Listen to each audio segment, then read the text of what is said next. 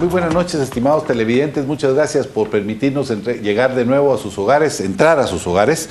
Esta noche vamos a presentar, yo diría que una especie de continuación al programa que tuvimos la semana pasada, cuando hablamos sobre algunos de los problemas que se estaban viviendo, principalmente en el tema de seguridad y libertad de prensa. Esta noche lo que vamos a hacer es, vamos a conversar con Renzo Rosal. Él es politicólogo, columnista, director de incidencia de la Universidad Rafael Landívar, de incidencia política de la Universidad Rafael Landívar. Con él vamos a conversar de dos temas principalmente. Por uno vamos a tratar de cerrar el tema de seguridad y justicia y las comisiones de postulación, y por el otro vamos a hablar sobre el momento político que se está viviendo en Guatemala. Renzo, muchas gracias por venir con nosotros. Sé que sos un asiduo aquí en Canal Antigua y en otros medios,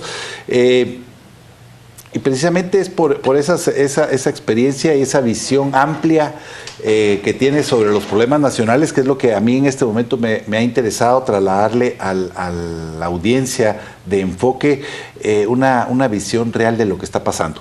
Estuvimos con Helen Mack hace 8 días, conversamos, ella mostró una profunda frustración, diría yo, que es una palabra que además se está poniendo de moda cuando se analiza la situación del país, en torno a lo que venía dándose en las comisiones de postulación.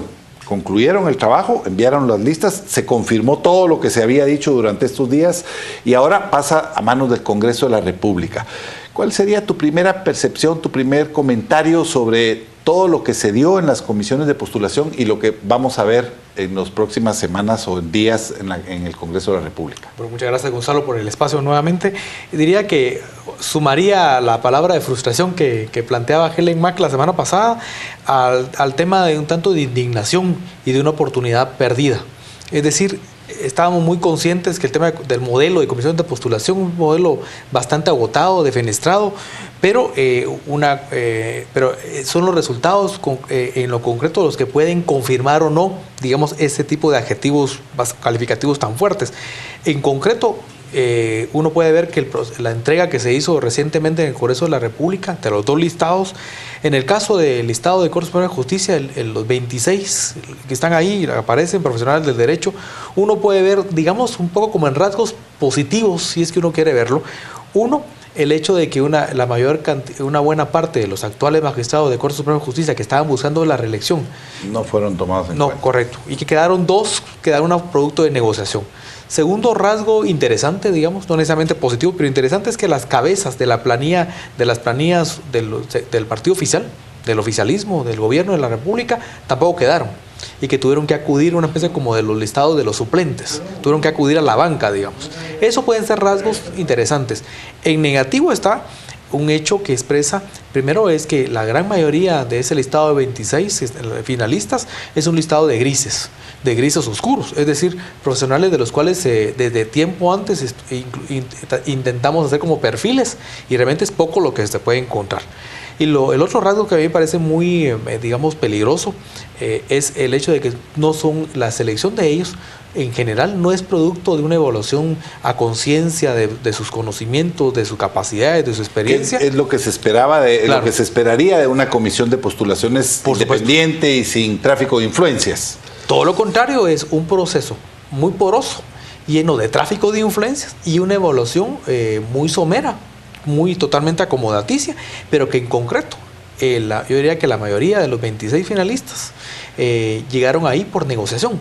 O sea, no se pueden jactar que llegan ahí por una escogencia de sus perfiles buenos o no tan buenos, sino llegan producto de una negociación y que al final de cuentas encontramos las últimas horas antes de que se pusieran de acuerdo, o procesos, digamos, empantanados, pero empantanados precisamente por la falta de mecanismos de negociación entre el grupo oficialista y el grupo del señor Villatoro. Y eso finalmente lo que hace ver, digamos, es que vamos a tener una Corte Suprema de Justicia con altos niveles de penetración, de cooptación, mucho mayores a los que ya tenemos. Y eso más o menos también se reproduce en las salas de apelaciones. En salas de apelaciones nos encontramos con un listado pues variopinto, mucho más amplio. Difícil de analizar muy puntualmente, ¿verdad? Pero sí, un rasgo es que buena parte de los que ahí están son personas que no vienen, digamos, de la calle, sino que son como reelectos. lo cual, digamos, en una sociedad desarrollada, en términos de carrera judicial, podría ser un perfil interesante. Sí, sin embargo, no necesariamente los que fueron reelectos son del mejor perfil. Aquí lo que estamos viendo, podemos ver una reproducción e inclusive un fenómeno mucho exponencialmente más fuerte de penetración en las salas de apelaciones, que en este proceso quedó evidenciado que terminan siendo igual o más importantes esa elección que la de Suprema. Y ahora vimos, digamos, la sociedad o los grupos pro justicia. Ustedes tenían mucha presencia en el trabajo de las comisiones. Los grupos pro justicia hicieron todos los señalamientos habidos y por haber, evidenciaron hasta la saciedad todo ese tráfico de influencias. Llegan las listas al Congreso de la República, pero ahora empezamos a escuchar voces incluso dentro del propio Congreso de la República en donde se dice que ya hay componendas, que ya hay acuerdos y que lo que vamos a ver es un reparto de magistrados para partidos anaranjados, para partidos rojos, para los demás, no sé si llegará para los otros colores por el número de votos, pero finalmente ya se habla también de componendas. Entonces el sabor que está quedando es que nuestro sistema de justicia pues difícilmente va a estar caminando en vías de que la impunidad termine y que la justicia se mejore, digamos, que tengamos un proceso del sistema de justicia para mejor. Totalmente. Entonces, aquí al final de cuentas en el Congreso va a ser una disputa por cuotas. Es una disputa en ningún caso pensando en las personas. Por mucho que los perfiles son bastante, digamos, mediocres los que están ahí, pero no se piensa en ese sentido, sino se piensa quién le toca qué. Y además en este momento, digamos, el hecho de las declaraciones que hizo la vicepresidenta de la República en un medio escrito, en donde declara, digamos, sí, que en la declaración, este tipo de momentos en otro proceso anterior, solamente el mensaje que deja es uno, de cómo hemos ido erosionando este tipo de procesos de selección de jueces y magistrados, que nunca ha sido, tampoco es que ha sido totalmente neutral, pero se manejaba bajo otros mecanismos de control político y que ahora obviamente ya no existen esas barreras, digamos, y por el contrario lo que hay es una total apertura a una tranza abierta, descarada, sin ningún tipo de... Bueno, pero tal vez... la mayoría o muchos de nuestros televidentes pudieran no saber lo que dijo la vicepresidenta. Sí. Ella dijo que ella personalmente había participado en un reparto de magistraturas alrededor de una cama en un hotel, en el Hotel Quinta Real, en el proceso anterior, y que había participado como representante del Partido Patriota. Claro, y que inclusive, siendo en aquel momento un partido, digamos, pequeño, a pesar de eso, captó. Es decir, le está dando un mensaje que inclusive a los partidos minoritarios, a los partidos de pequeños hoy en el Congreso, les puede tocar una pequeña cuota de todo el asunto. Entonces es un mensaje absolutamente perverso para el país. Crucial significa decisivo y fundamental. Estamos entonces claros de que efectivamente para el sistema de justicia del país estamos viviendo un momento crucial.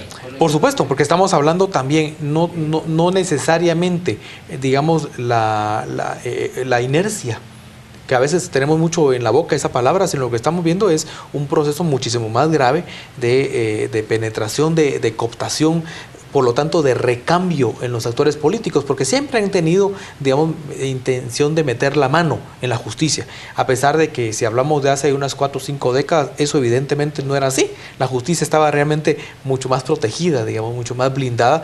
Ha habido una involución en eso. Sin embargo, hoy lo que estamos hablando es un proceso en donde, como en algún momento comentamos también en estas cámaras hace algunas semanas contigo, ya no es el objetivo, ya no es tener operadores en las cortes, sino es lograr el control pleno de grupos muy, digamos, absolutamente, digamos, una infinidad de sectores, pero que al final de cuentas ninguno de ellos está interesado en el avance de la justicia, sino por el contrario, del avance de la impunidad. Y están lográndolo. Vamos a ir al primer corte comercial, volvemos inmediatamente para empezar a tocar el tema sobre la parte crucial.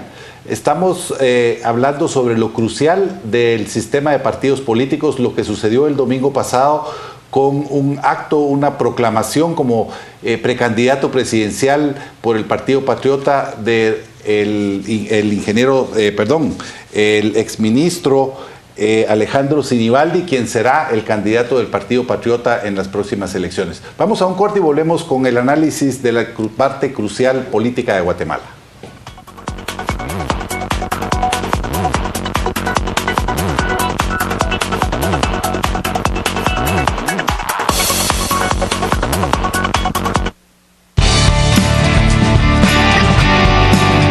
Estamos presentando Especiales de Canal Antigua.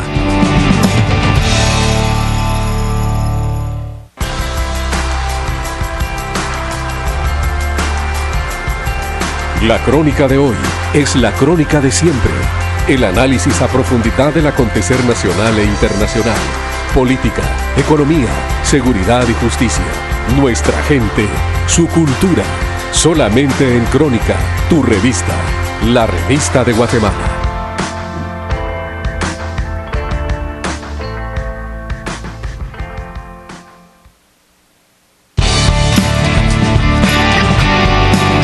Estamos presentando Especiales de Canal Antigua.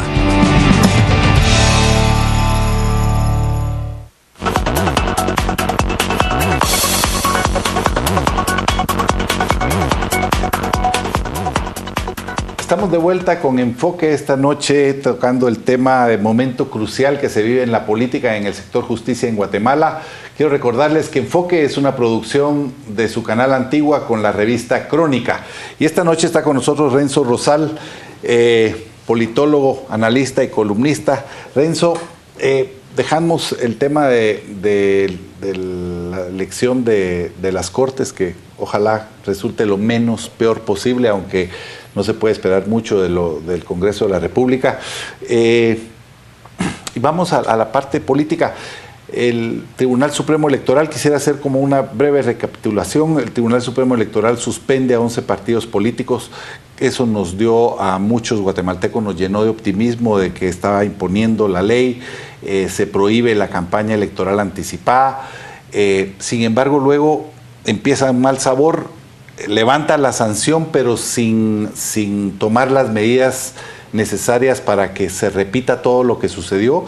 Y bueno, el domingo aquí en la Plaza Central, transmitido por los canales de televisión, transmitido por radio en directo, con una gran cobertura informativa, se produce un mitin político, que eso fue, un mitin político, exactamente al estilo de los que se habían prohibido, obviamente más grande, pero al mismo estilo de los que se prohibieron como campaña anticipada, en donde se anuncia que Alejandro Sinibaldi será el candidato oficial en las próximas elecciones por el Partido Patriota. El mal sabor que deja esto es, primero, bueno, ¿dónde queda el Tribunal Supremo Electoral? Y segundo, para el guatemalteco inteligente, pensante, que quiere un país diferente, pues a todas luces había violaciones a la ley. ¿Cómo podemos analizar esta actitud del partido oficial, que es el que está llamado a ser el más responsable de todos los partidos para terminar de fortalecer la democracia? Bueno, creo que hay como varios rasgos de inicio, ¿no? El primero es que evidentemente cuando el Tribunal Supremo Electoral quita el pie del pedal, que estaba acelerando, digamos, bastante bien, evidentemente era muy cantado que pocos días después iban a haber este tipo de acciones del partido oficial y seguramente ahora en cadena de los otros partidos. Es decir, se abrió totalmente la, entre comillas, fiesta electoral con ese tipo de acciones que buscan, uno, evidentemente, digamos, colisionar o retar al mismo Tribunal Supremo Electoral, un tribunal que ahora quedó, después de haber retirado, una situación complicada. Por supuesto, queda, digamos, con los guantes bajos, sin la guardia de protección necesaria, y por lo tanto es aprovechado por ese tipo de manifestaciones. Lo segundo es que es, digamos, una acción que, como bien planteabas, siendo del partido oficial, una acción totalmente violatoria a los preceptos legales, a la ley electoral y de partidos políticos. Por lo tanto, entonces también es un desafío, es un acto que desafía al tribunal, que desafía al Estado de Derecho, pero que además, si uno le pone otros detalles, inaugura no solamente el proceso preelectoral, sino también inaugura dos rasgos que me parece a mí particularmente importantes. Uno es que de inicio las palabras de la secretaria general y del hoy precandidato del partido oficial son de reto, de retar, me refiero a los dos partidos que se sienten más fuertes, líder y UNE, es decir, en palabras, con adjetivos muy fuertes, muy descalificadores, y por lo tanto inauguran lo que va a ser seguramente el tono de la campaña del 2015, un tono, digamos, desagradable, violento, confrontación, donde obviamente abandonemos la idea de que hay alguna propuesta que se debata sobre la mesa. Al contrario, lo que va a haber es puramente señalamientos, dimes y diretes. Y lo otro es que genera obviamente la duda sobre el tema de la utilización de recursos públicos. Digo duda por ser elegante en ese sentido, entonces son como rasgos que me parece digno de mencionar. Y mencionaría uno tercero. Creo que fue un hecho, una actividad, aun con toda la grandilocuencia que se quiso hacer, fue un acto político forzado. Es decir, donde... Nuevamente gente acarreada. Por supuesto, pero también forzado desde el punto de vista de que el Partido Patriota quiso dar la imagen de ser un partido fuerte, que no está sujeto a desgaste, que a pesar de que está en el ejercicio del poder, hoy por hoy, insisto, es más fuerte que antes, digamos, es un acto de demostración de poder. Pero se notó claramente que la gente que estaba ahí, el liderazgo del partido, me refiero, estaban ahí no necesariamente con la mejor cara, es decir, era un acto forzado para hacer ver también que el Partido Patriota está funcionando cohesionadamente como bloque, cosa que obviamente no es así. Yo tengo aquí 2 artículos de la Constitución y quisiera leerlos muy brevemente y muy rápidamente, perdón.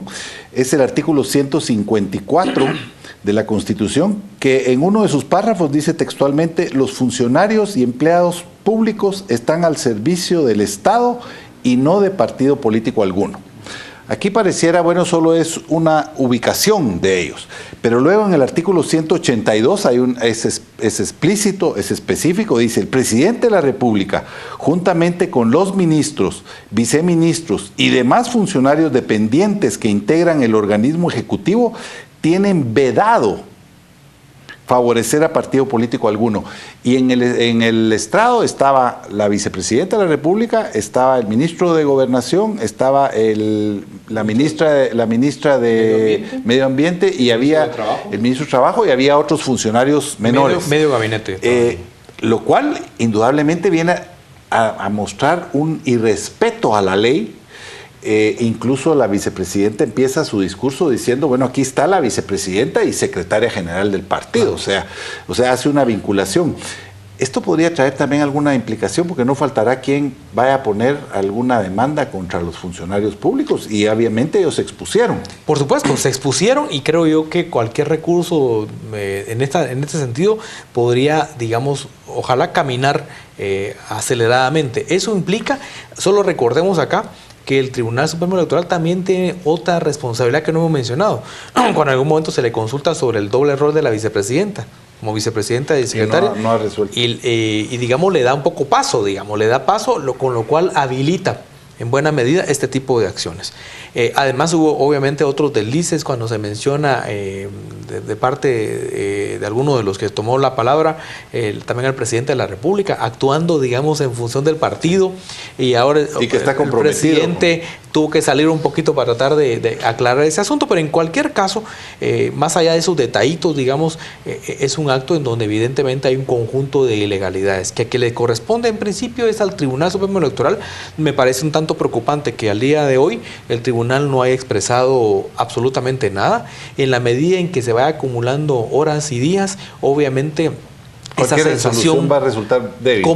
Correcto, no quisiéramos hablar de un Tribunal Supremo comprometido, digamos, esperar que, además esa idea de lanzar una investigación que dure 15 días, obviamente no tiene ningún sentido. Los hechos son absolutamente contundentes, y obviamente también habría la posibilidad, si se pusiera un recurso, también una investigación por parte de otros instituciones del Estado, pero que habrá que ver hasta dónde ponerlos a prueba, hasta dónde se pueden comprometer investigaciones de sus propios jefes, digamos, o de aquellos a quienes obedece en buena medida estar en los puestos. Me refiero a la fiscal general, me refiero a algunos otros actores que estarían involucrados directamente en una investigación meticulosa si hubiera voluntad política para hacerlo. Y que fueran independientes. Absoluto. Vamos a ir al último corte comercial de este enfoque y volvemos no solo con las conclusiones de este programa, sino también con alguna iniciativa, alguna situación que pudiera darse, que pudiera dar oxígeno, llevar oxígeno y esperanza en este proceso electoral.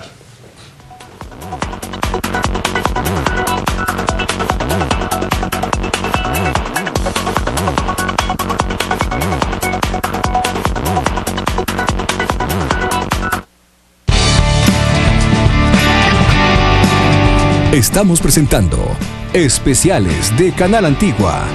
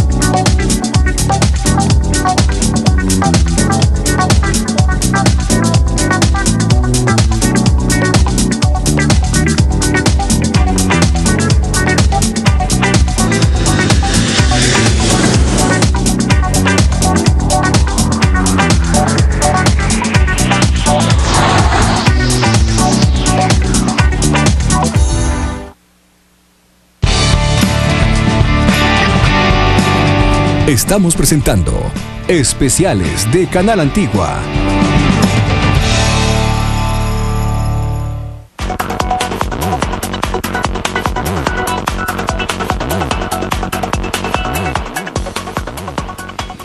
Estamos de vuelta con la última parte de Enfoque de esta noche, tocando el tema de momento crucial para Guatemala.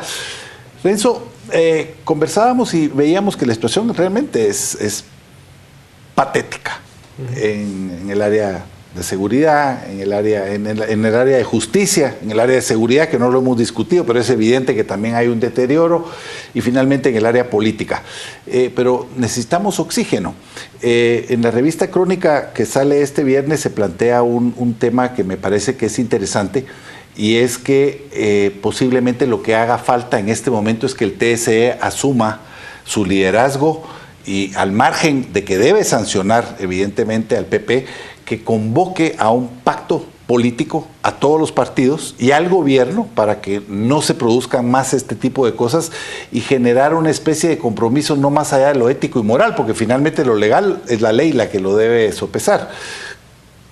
¿Esto vendría a dar oxígeno o hay otras opciones que puedan dar ese oxígeno que evidentemente el sistema de partidos políticos y el proceso preelectoral necesita para que lleguemos a mayo del año entrante, cuando se convoca a las elecciones, y entremos con un mejor ambiente político a esa sí campaña electoral ya?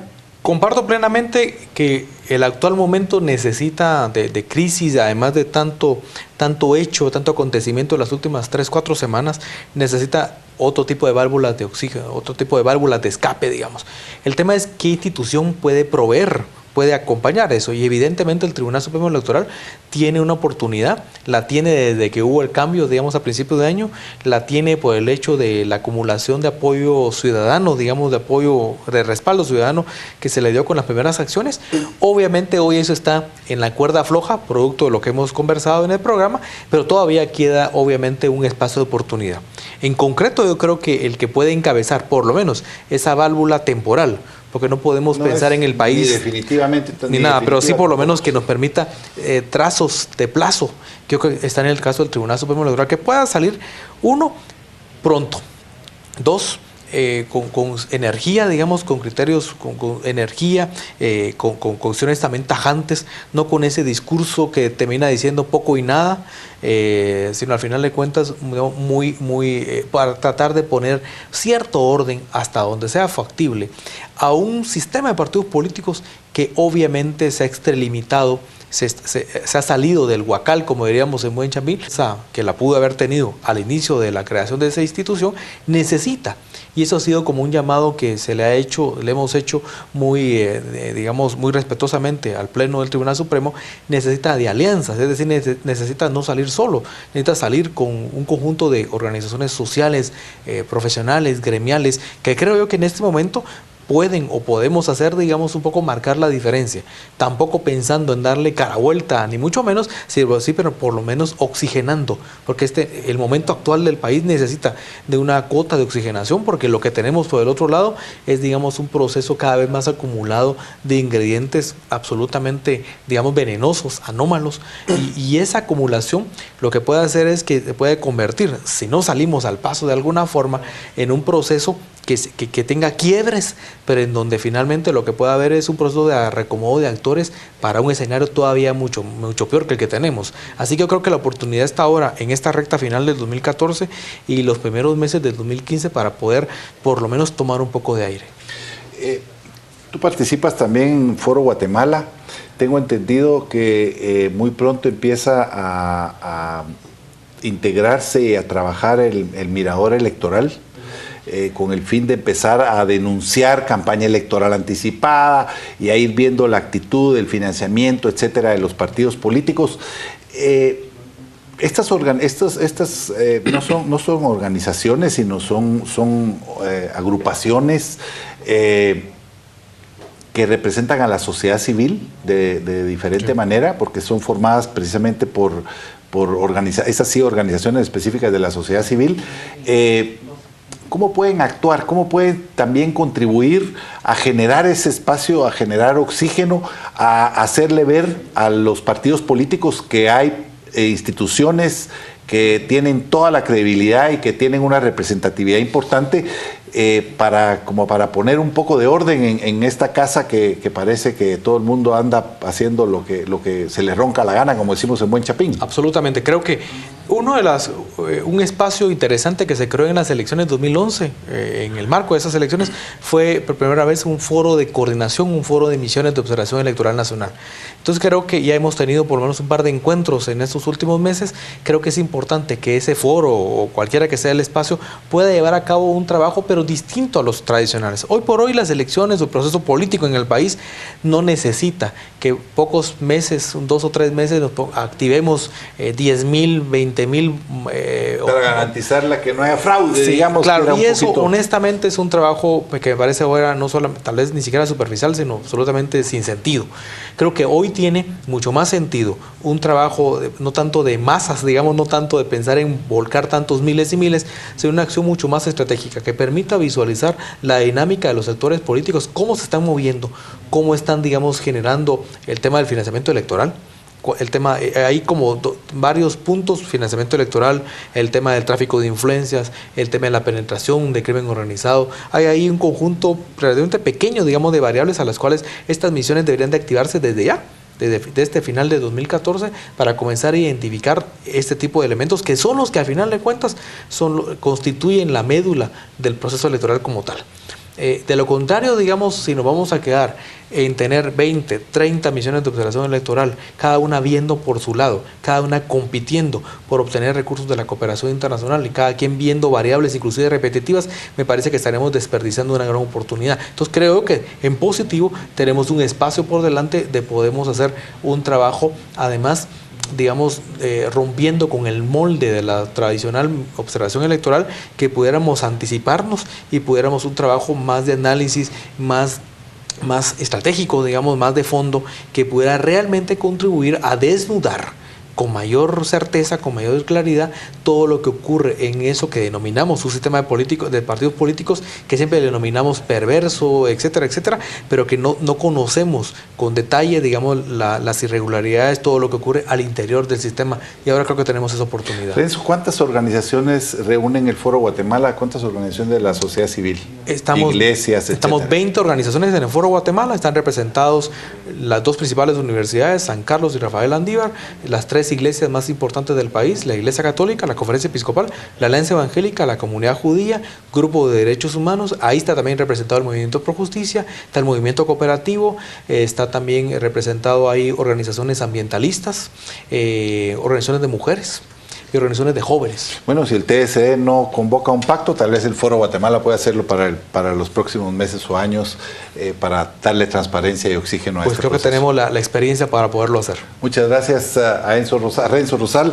A ustedes, estimados televidentes, también muchas gracias por su atención. Estamos concluyendo. Obviamente ya no tenemos mucho tiempo para hacer señalamientos, pero estamos en el país en un momento muy difícil, pero importante y trascendental. Y por lo tanto, a lo que estamos llamados todos los guatemaltecos es a abrir nuestra mente, a escuchar atentamente, a informarnos muchísimo para que el año entrante, en nuestra participación política, estemos haciendo lo que el país necesita, eligiendo a las mejores autoridades de nuestro país. Muchas gracias por su atención. Volvemos el próximo martes a las 8 en punto de la noche con otro enfoque. Hasta entonces, que Dios los bendiga, que Dios bendiga a Guatemala.